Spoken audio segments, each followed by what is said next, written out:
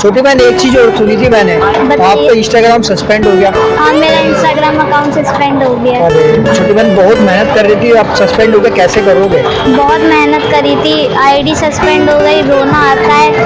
बस ये है कि अब फिर से मेहनत कर रहे हैं, फिर से नई आईडी बनाई है, फिर से उस पर लगे हुए हैं। छोटी बहन देखो, जितने भी लोग आपको देख रहे हैं सभी लोग आपकी वीडियो को लाइक करेंगे और आपके लिए इंस्टाग्राम को फॉलो करेंगे। सबसे बोल दो मैं तो सबसे यही भाई, बोलती हूँ, छोटे एक छोटे पैसे काट लो उनके।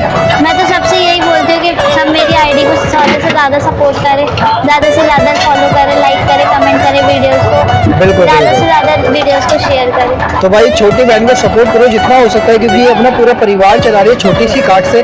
आपके एक लाइक फॉलो करने से आपका कुछ नहीं जाएगा, लेकिन ये छोटी बहन का मनोबल बढ़ेगा और ये ना अपने पूरे घर परिवार को अच्छे से चला सकती है। तो ऐसी बहनों को सपोर्ट जरूर से करा करो।